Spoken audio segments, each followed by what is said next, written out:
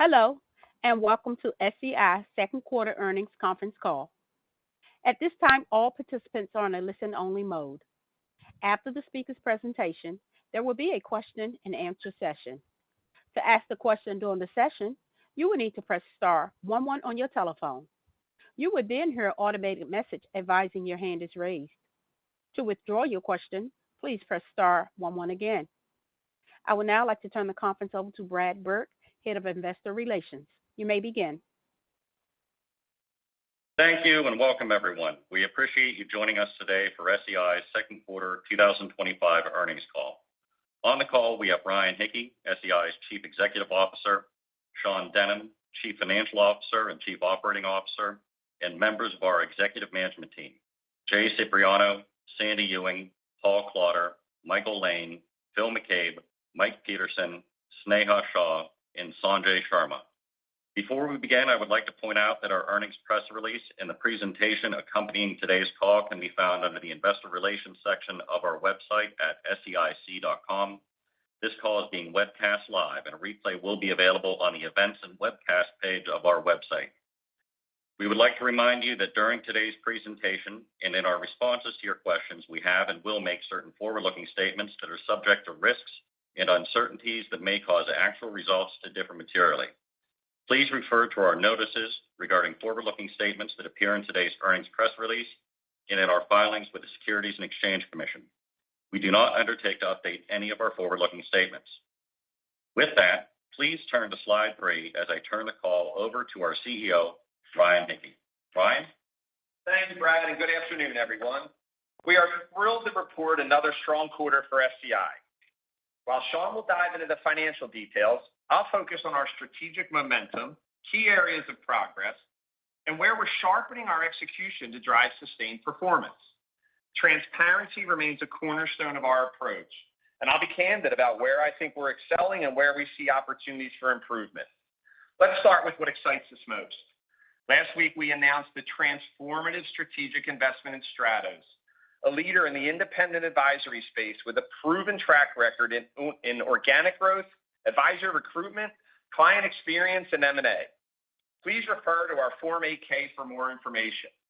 This partnership integrates the client-centric model of Stratos with SEI's modern technology, custody, and investment management capabilities, creating a powerful platform for advisors in a rapidly evolving wealth management landscape. This move is strategic and a strong cultural fit. Our deep relationship with Stratos leadership enhances our ability to deliver unparalleled value across client segments while aligning with our disciplined capital allocation strategy. We believe it positions SEI to capture long-term shareholder value through the growing demand for advice-driven solutions. Additionally, this investment strengthens our ability to innovate across our asset management and administration platforms, leveraging direct insights into end investor needs to benefit our advisor, private banking, and investment manager clients globally. As part of SEI's broader transformation, we've also been evolving our leadership, starting at the top. Yesterday, we announced the appointments of Karen Reese and Tom Naratil to our board of directors. Karen led Vanguard's $2.5 trillion personal investor and wealth management businesses and was responsible for the design and launch of Vanguard's hybrid advisory platform. Tom led the global wealth management business at UBS, which oversees more than $2.8 trillion in assets. Their recent relevant experience and strategic insight will make us stronger as a leadership team. This is another clear signal of our commitment to long-term growth, innovation, and accountability. Now shifting to areas where we see progress but also opportunity. In the second quarter, SEI realized nearly $30 million in net sales events, led by strong momentum again in our investment manager segment. On a trailing 12-month basis, that's a new record for SEI. Absent some private banking delays caused by market volatility in April, we believe Q2 would have been even better, but timing is what it is. Our pipelines across all our businesses, including PB, remain strong. We're actively addressing outflow headwinds to drive sales and asset management, and that team is making tangible progress, as evidenced by 2 quarters of improving net asset flows. 2 years ago, $30 million in net sales would have been exceptional. Today, it's a solid baseline, reflecting how far we've come in the scale of our ambition. We're not yet where we want to be, but we're moving faster and with greater focus. The competitive landscape is also shifting in our favor. Firms are rethinking their operating models, and we're leaning into that opportunity. We are seeing increased interest in outsourcing from banks, large RIAs, and alternative asset managers, many of whom have historically managed operations and technology in-house. Last week in New York, I met with global alternative asset managers that are exploring strategic outsourcing partnerships. SEI is uniquely positioned to support their business transformation. Our focus remains on flawless execution to ensure client satisfaction and referenceability, which is why we're proactively investing in talent, technology, and platforms. As mentioned earlier, in our asset management businesses, we're seeing encouraging signs. The momentum is real. AUM net flows in the first half of 2025 were roughly flat against several billion of net outflows in the same period last year. And if you include growth across our broader platform, not just AUM, we're beginning to see early signs of modest net growth. That's meaningful progress. Much of this improvement is tied to our evolving strategy with focused client segmentation, pricing discipline, and a renewed sense of enthusiasm for our value proposition across the ecosystem. There's real energy in those businesses, and it's beginning to translate into results. Now let me address margins, an area where we're always watching closely. Margins stepped down in Q2, reflecting the investments we've been discussing with you over the last few quarters. We continue to make the necessary investments to support future growth and add talent. That impacts the income statement in the short term, but these investments are targeted and intentional, and we're tightening our focus in a few areas. We will remain surgical on hiring. We will reprioritize certain discretionary spend, and we'll continue to streamline internal processes to ensure we're allocating resources where they'll have the greatest impact. With Sean's leadership, we're pairing these investments with increased accountability, measurement, and leverage. Everyone in this room is responsible for delivering on the return on these investments. We will be disciplined while staying committed to our long-term growth strategy. Let me close with this. We are running the company to make sure SEI endures and thrives for the long term, not just quarter over quarter. With the adoption of Stratos and the growing strength of our foundation, the breadth and depth of our sales pipelines, the execution of our growth strategy, SEI has amazing potential over the next 12 months, the next decade, and beyond. Thank you, and with that, I'll turn over to Sean. Thank you, Ryan. Please turn to slide 4. Our EPS of $1.78 includes significant one-time items, notably a gain from the June 30th sale of our family office services business and a gain from a long-standing vendor negotiation, totaling a 60-cent EPS impact. These were partially offset by 2 cents of choppier expenses hitting corporate overhead due to foreign currency losses and legal fees tied to the Stratos investment. Excluding these items, SEI would have realized EPS of $1.20, reflecting an increase from both the prior year and prior quarter. Slide 5 summarizes our business unit performance. Private banking revenue increased both year over year and sequentially, supported by a handful of larger clients going live in the quarter. Investment managers' revenue grew 8% year over year, with double-digit growth in alternatives, offsetting a 1% decline in traditional revenue due to mark-to-market weakness. We expect this market-related drag to ease in the second half, subject to market conditions. Our advisor and institutional businesses realized flat sequential revenue growth as market appreciation in May and June offset significant declines in April. With the exception of our investment managers business, all SEI businesses saw positive operating leverage when compared to the prior year. However, margins did decline on a sequential basis, which we'll discuss on slide 6.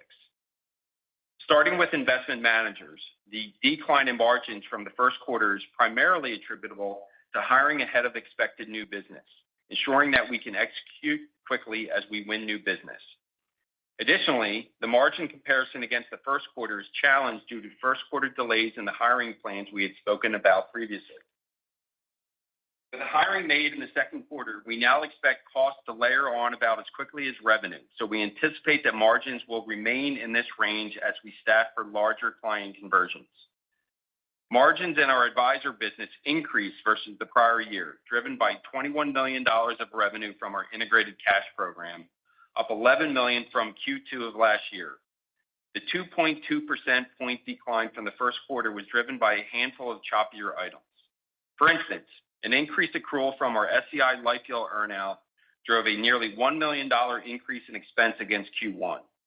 We had nearly $500,000 in expenses associated with the onboarding a large RIA client, and the first quarter also benefited from just over $1 million of accrual reversal, which further impacts the comparison.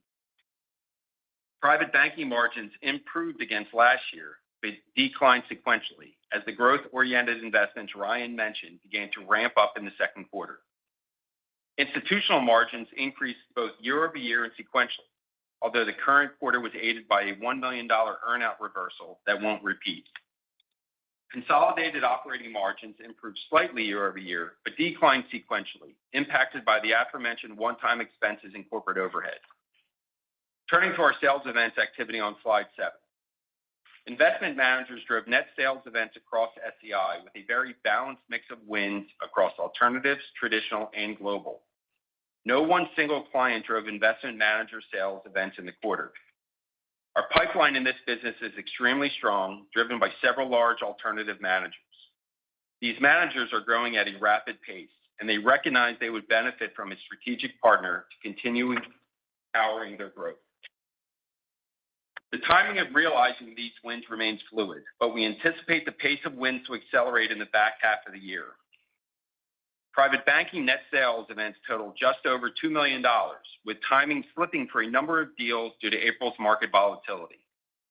Reiterating Ryan's comments, our private banking pipeline remains strong and balanced among regional, community, and large banks, as well as professional services across both new and existing SEI clients. The institutional and advisors businesses recorded a combined $1 million in net sales events in Q2 and $2 million year-to-date, a significant improvement from a negative $11 million in the first half of 2024. In summary, SEI sales pipeline remains strong and consistent with our messaging over the last couple of quarters. We will be investing in both talent and technology ahead of that growth to ensure outstanding execution for our clients. Turning to slide 8, SEI's AUM and AUA grew on both a sequential and year-over-year basis. AUM growth reflects positive market conditions and improving asset flows for SEI's advisor and institutional businesses. AUM net flows for these two businesses were negligible year-to-date, significantly improving from the first half of 2024. Traditional mutual fund outflows were largely offset with growth in models and custom portfolios. We expect this trend to continue, and we are shifting resources from traditional mutual funds and prioritizing the growing tax-sensitive ETF, SMA, and models business in conjunction with our evolved asset management strategy. We are in the early stages of our asset management journey of going upstream to work with larger advisors and growing the RIA business. The early progress is encouraging and happening at a faster pace than we had originally anticipated. Growth in AUA, both sequentially and year-over-year, reflects the continued demand for investment manager services in addition to the benefit of market appreciation. Outflows in our LSV investment were more than offset by market appreciation. Fund performance remained solid, with LSV realizing $5 million of incentive fees in Q2 at SEI share. Slide 9 summarizes our capital allocation. During the quarter, we continued to return significant capital to shareholders, with buybacks now exceeding $700 million on a trailing 12-month basis. Our recently announced Stratus investment is not reflected in Q2 figures and is expected to close later this year. We expect to fund the majority of Stratus with low-cost balance sheet cash while continuing to return free cash flow to shareholders with share repurchases and dividends. We will maintain significant capacity for incremental investment in a fortress balance sheet. Before concluding, I'd like to remind our audience about our Investor Day coming up in New York on September 18th. You should have received an invite to sign up from Brad. Please send us a note if he missed you. There's a lot of work happening at SEI, much more than we can unpack in a quarterly update. I think our analysts and investors will get a lot of value from hearing us dive deeper into our strategic priorities and anticipated outcomes. With that, operator, please open the line for questions. Thank you. Ladies and gentlemen, as a reminder to ask the question, please press star 11 on your telephone, then wait for your name to be announced. To withdraw your question, please press star 11 again. Please stand by while we compile the Q&A roster. Our first question comes from the line of Crispin Love with Piper Sandler. Your line is open. Thank you, and good afternoon, everyone. First, on investments in talent and technology, I know this is an area where you're always investing, but there were definitely multiple call-outs in the release and the call. So first, can you discuss some of the key investments you're most focused on today? And then are you able to size the incremental investment you expect in coming quarters in these areas? Sure. Thanks for the question. I can take that. I'll give you one or two examples of where some of the investments are being made. So I had mentioned in my prepared remarks that we're making investments in talent and technology. For instance, in IMS, we understand really well what our pipeline is, what expected sales will be moving forward, and as a result of that, we need to hire in advance of that to anticipate those sales. So that's on the people side, and I think that's pretty consistent really across the businesses, including PB to a certain extent. From a technology standpoint, we're investing for IMS, for instance, we're investing in technology to streamline our IMS systems for better scalability and cost efficiency. So that's going to set us up for future growth. Those two examples are pretty consistent with how we think about technology and our people. So, in my comments, I had mentioned that we are continuing to look at what that sales pipeline looks like, how we are going to scale our technology and our platform for future growth. Great. Thank you. Appreciate that. I'm sorry, you had one more piece to that. And so the expectation for future margins, I think you can expect kind of where we are in Q2 to be relatively consistent with what we're expecting in future quarters. Perfect. Okay. That makes sense. And then just a second question for me on sales events. You called out temporary delays in private banking. Can you just give a little bit more detail there? What drove that? And then just expectations going forward. Yeah, Crispin, it's Ryan. I hope you're doing well. This one was really, I think, we'll blame April. And I'm being serious. April just kind of froze everything in a couple segments for a little while. But similar to the commentary we had almost a year ago when we talked about some things kind of leaking through that July 4th weekend, the pipeline is exactly what the pipeline was. So, what we'd really like to see is kind of the strength and depth of that pipeline. Sanjay's sitting right next to me. Sanjay and I literally an hour ago went through the entire pipeline for the next 12 months. But it was just a product of things that were moving along at a certain path that we would have had at kind of gate 3 that would have naturally matriculated to gate 4 and closing, just got pushed a bit to the right. And again, timing is what it is. So will that manifest itself in the next 90 days or next 180 days? I wish I had more control over that, but the pipeline in banking is really strong. Sanjay, you want to provide a little color commentary to what you're seeing? Yeah, certainly. It's the second quarter, I know that things slowed down a bit, but we used that time to further strengthen our pipeline and also building the relationship, continuously investing in our existing client base. So I strongly believe that our pipeline is strong. The other part I would highlight is that over several quarters, we have been talking about our focus and attention on regional and community space. But in parallel, we were also focusing on the small bank market as well as the large bank market. And I strongly believe that our pipeline is more balanced across those three segments now. Great. Thank you, Ryan and Sanjay. I appreciate you all taking my questions. No problem, Crispin. Please stand by for our next question. Our next question comes from the line of Ryan Kenny with Morgan Stanley. Your line is open. Hi, thanks for taking my questions. So first question on the Stratos acquisition. Can you give us some color on what differentiates the strategy at Stratos versus some of the other RIA aggregator models that are out there? Yeah, 100%, Ryan. Hope you're doing well. Michael Lane's in the room. Feel free to chime in, Michael, as well. I think there are three fundamental things that really attracted us to Stratos that we saw as differentiated. One was the breadth and experience of their executive team. So this isn't just Jeff Concepcion, who is a phenomenal entrepreneur and leader. We spent a lot of time with this group. They just have a very professional management team, Ryan. They have a COO, a CFO, a head of acquisitions. They are built for the scale that they have actually grown, and we were really excited and energized by that. I think the second thing that differentiated Stratos and attracted us to us is that they have not adopted the strategy of let's go buy a whole bunch of advisors and then try to harmonize it later. They have a centralized investment platform. They have discipline around their value proposition when they bring new advisors on. They see a tremendous amount of value in what SEI can bring to the table with our capabilities around asset management administration.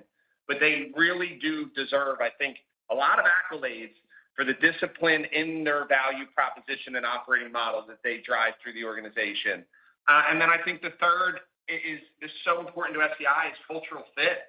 The team just really resonates in terms of the values that they hold, the integrity with which they operate. It does feel like they are already part of SEI, and SEI and Stratos kind of have a lot of shared values. But specifically around their business model, Ryan, I would say the first two things, and one more kind of the qualitative side would just be the honesty, integrity, and client focus that they have really resonates. Michael, what would you add? Yeah, I mean, everything Ryan said, plus I would add that one of the criteria that we were interested in was a group that actually was a hybrid, where they had both capabilities available. They could have 1099 as well as W-2, because those 1099 advisors at some point are going to look for a succession plan, and a W-2 environment provides that succession plan. And so that is another one of the things that was a key criteria for us that we were searching for when we were first introduced to Stratos. That was another box that was checked. All right, great. That's clear. And then you mentioned that Stratos was interested in some of the asset management and servicing capabilities that SEI offers. Should we expect that to result in revenue synergies, and any timing on when that could show up? So your question is if they have an interest in the asset management services. So I don't believe that they have an interest necessarily as much in our IMS under Phil McCabe's business, but what they are very interested in is, since they have a Stratos Investment Management group, which provides direct indexing and SMA capability, they would like to further scale that and provide additional opportunities to grow that beyond their current mix. And that's where the combination of our scaled asset management, investment management arm, plus their investment management services arm, I think we'll be able to bring a tremendous amount of value to scaling that. And there could be opportunities in direct indexing or SMA servicing that we could do at some point in the future, but the primary will be adding additional services and capabilities to their existing Stratos Investment Management business. Yeah, and I would add to that, I would actually say, Michael and I were having this conversation yesterday. In these scenarios, a lot of times synergy gets interpreted as to what cost are we going to rip out. That's absolutely not the focus. This is a long-term strategic investment by SEI. It's a footprint that we want to occupy in the ecosystem. They have a really great advisor experience and end client experience. Our capabilities, Ryan, will absolutely add value and augment that, but there is no rush or urgency to try to accelerate that potentially at the expense of a client experience until we really understand how we could deploy things that actually improve and augment their platform. Particularly a business that has a 10% organic growth rate. The last thing you want to do is disrupt their organic growth. So our goal is to be as least disruptive and as most accretive to them as possible. Thank you. That's clear. Thanks. Thank you. Please stand by for our next question. As a reminder, ladies and gentlemen, that's star 11 to ask the question. Our next question comes from the line of Owen Lau with Oppenheimer. Your line is open. Hi, good afternoon, and thank you for taking my question. So going back to the net sales environment, other than private banking, how would you characterize the sales cycle for other segments? You also called out IMS sales were quite strong. Could you please unpack a bit more on the driver of that strength? Thanks. Owen, how are you, my friend? Let's take that in a couple stages. So let's raise it up and go back to the strategic themes for a second. We've been talking a lot the last couple of years around macro trends that we believe we were positioned well and that we want to continue to exploit. So if you think about the appetite for outsourcing from alternative investment managers, the demand for better technology and operations for regional community banks that want to compete in wealth, and what the larger enterprise scale RIAs really need to operate as an institution in the future, we feel really strongly positioned there. And I think it harkens back a little bit to Crispin's question to Sean around investments in technology and talent. We are also making some more investments in front office talent, revenue generating talent, service talent, because there's just opportunity there. So the places that we have made bets over the last 24 to 36 months, we feel really well positioned and those themes continue to resonate. I think it's always more effective when we talk about specific pipelines and segments to let the unit leads provide some of their color commentary.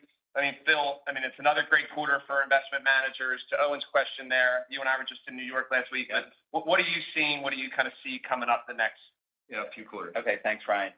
And normally I would say the pipeline is robust, or I would say it's very, very strong. But to give a little bit more color, at the end of the day, we're very strong in every single product in every single jurisdiction.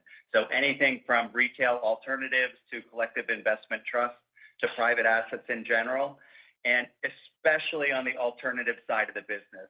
As Ryan said in his opening remarks, some of the largest alternative managers are in market today looking for a strategic outsourcing partner. So we're in the middle of a lot of those conversations right now. We think a lot of those clients are first-time outsourcers, and we have a pretty large opportunity. We do really, really well in the high end of the market, and we expect to win more than our fair share of those deals over the coming quarters. And I think, and the other thing, and then maybe Michael Lane, if you want to comment on kind of the sales environment. The other thing coming back to why we are calling out investments in technology and talent, when Phil gives that example, when we're in these situations, those organizations call other organizations and ask them about the experience. And those calls are usually extremely positive when they call for SEI references. And we are going to make sure we protect that experience and referenceability at all costs over the next 9 to 12 months because of what we see happening in the competitive environment. And that's important because if we do a flawless conversion and we execute properly, we will get more and more, lots and lots of business from those clients over a longer period of time. So if we don't do it well in the beginning, it'll cost us, but we always do it well. And if you look at the asset management business, you look at what was mentioned during the earlier comments about the change in sales events from first half of 24 to first half of 25. You look at the flow, which is also an important story. First 6 months of 24 in our institutional business was negative 1.3 billion, and then it was positive close to $1 billion in the first half of 25. So flows have improved. We've had less losses in the institutional business. In the advisor business, our flows in the first half of 2024 were about $1 billion. In the first half of 2025, we're looking closer to $3 billion of flows. And so the flows have improved, but there's also a process to those flows. When you think about the story you were told about, we're going up market, we're going to the larger RIAs. Well, the process of how that money will hit will start with custody. It'll move into models. It'll move into alts over time.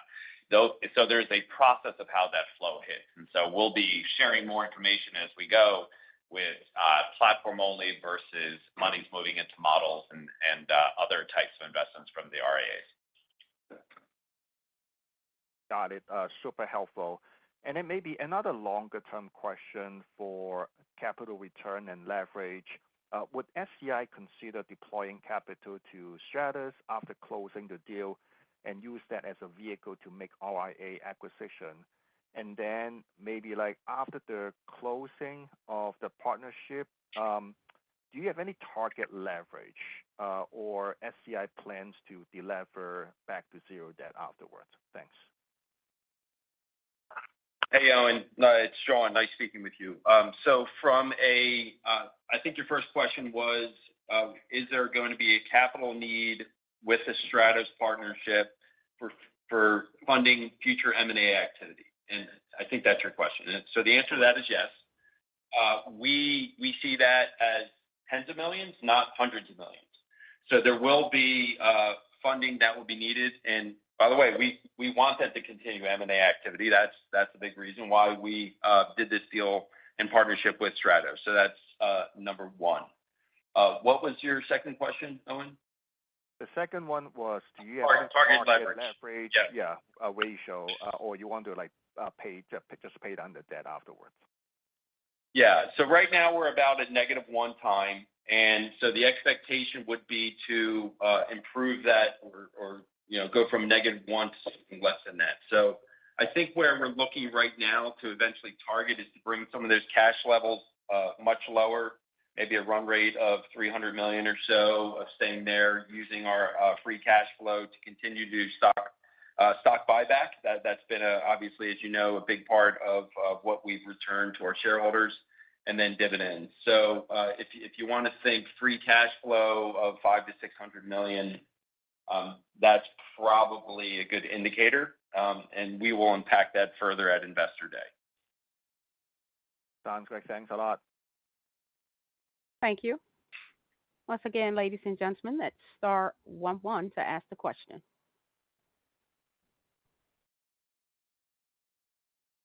I'm showing no further questions in the queue. I would now like to turn the call back over to Ryan Hickey for closing remarks. It must be summer with that few amount of questions.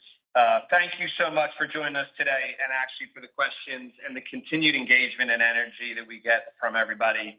We're really excited about the progress we're making, and we're confident in the path ahead. As always, we appreciate your continued interest in SEI. As Sean said, we look forward to sharing more of our details in the Investor Day in September. Hope everybody has a great evening and enjoys the rest of their summer. Ladies and gentlemen, that concludes today's conference call. Thank you for your participation. You may now disconnect.